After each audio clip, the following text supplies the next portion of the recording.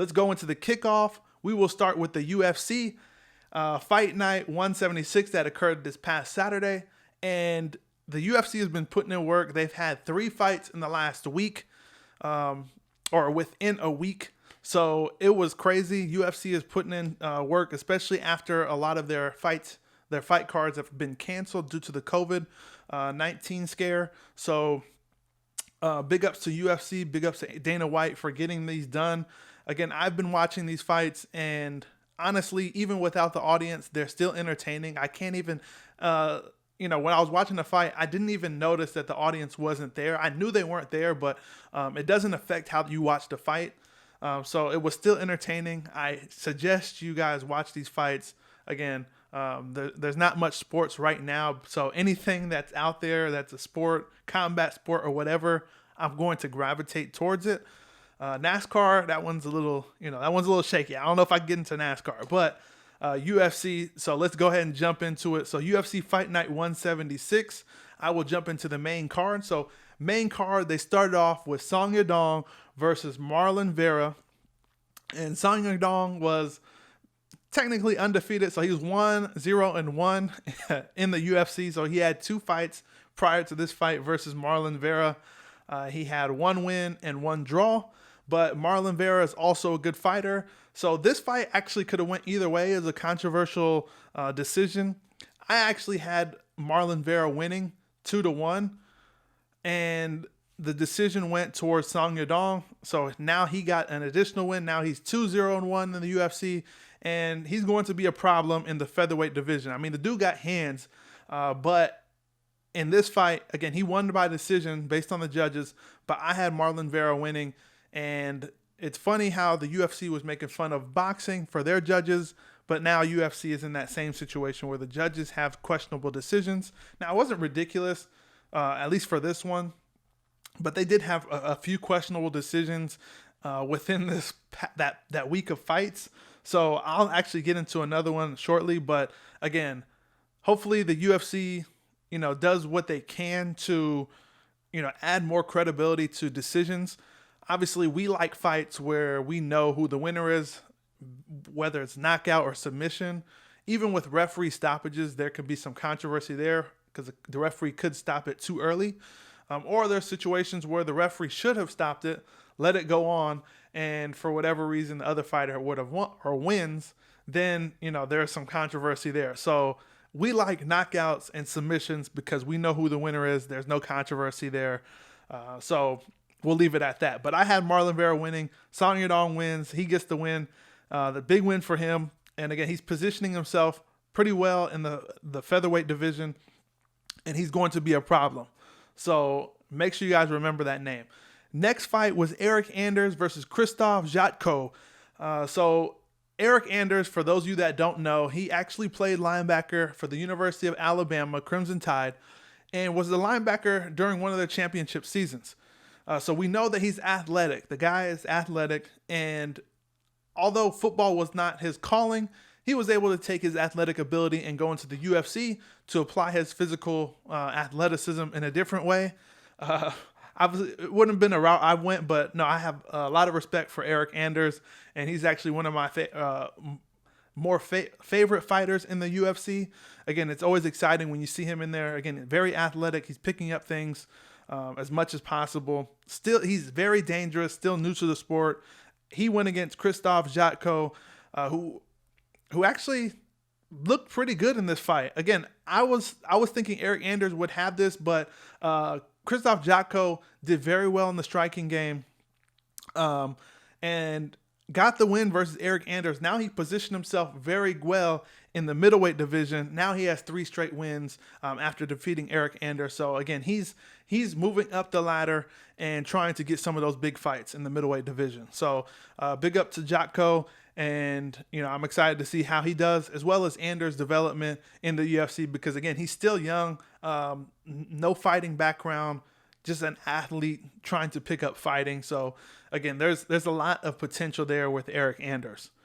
Then for the third fight in the featherweight division, we have Dan Ige versus Edson Barboza. So Edson Barboza, for you guys that don't know, was a lightweight fighter. For this fight, he ended up moving down to featherweight to face Dan Ige, who's actually, as far as UFC fighting is concerned, he's actually a hot fighter that's been doing fairly well in his last few fights. So it was a quick start for Barboza. He looked like the bigger man, putting his physicality on Ige.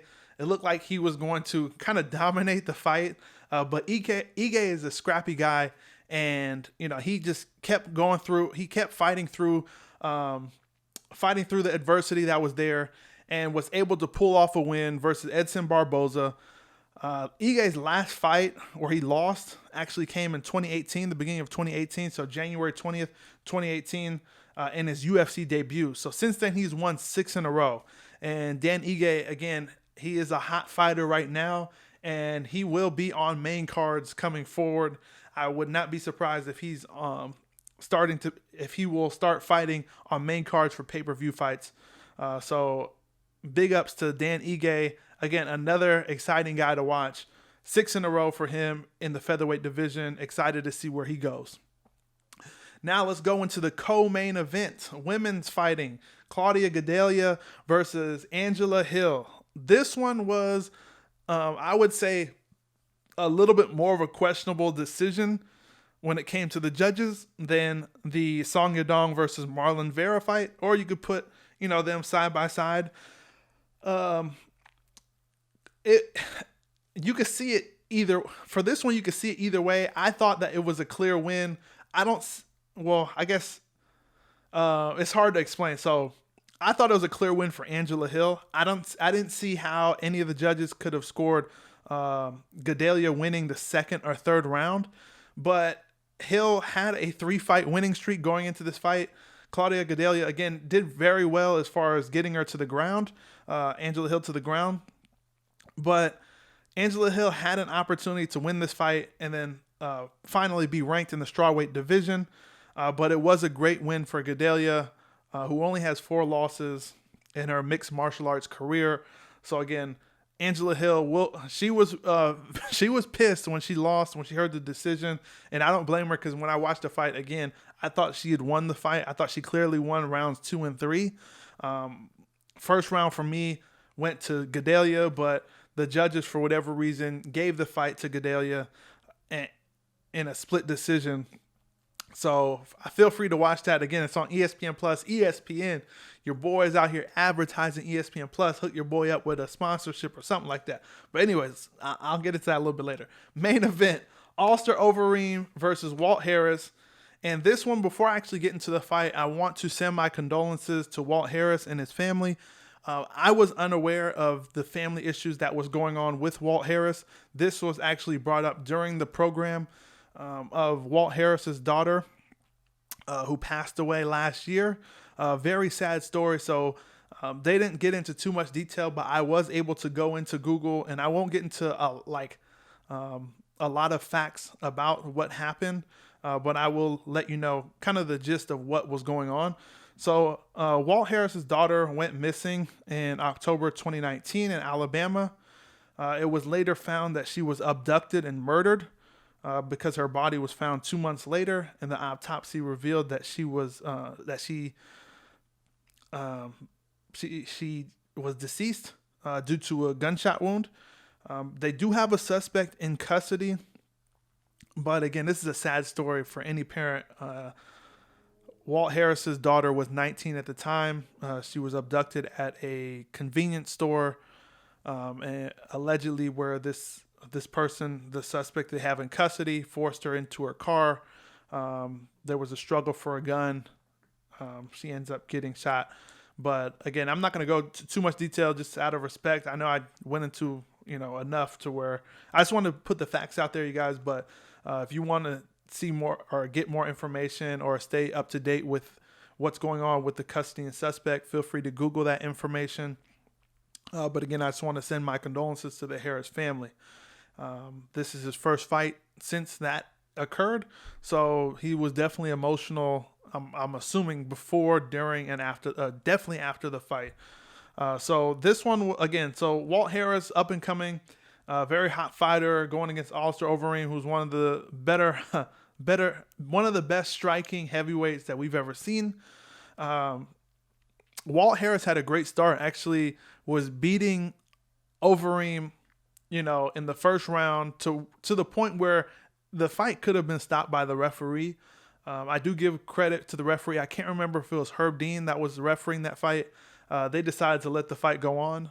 If a referee stopped it, I wouldn't have been mad with that either. It was pretty close, but they let it go on. This wasn't egregious where they let it go on. It was pretty close to where it could have went either way.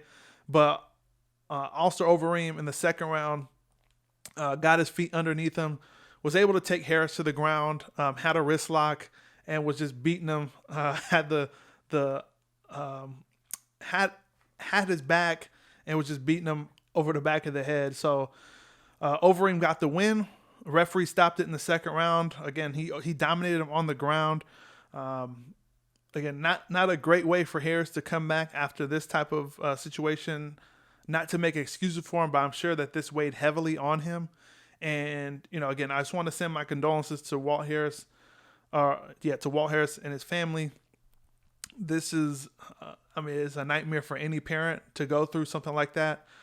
And again, this is a tragic incident, and, hopefully him and his family are being strong during this time. And, hopefully he decides, what he wants to do moving forward, but I'm assuming he would like to fight.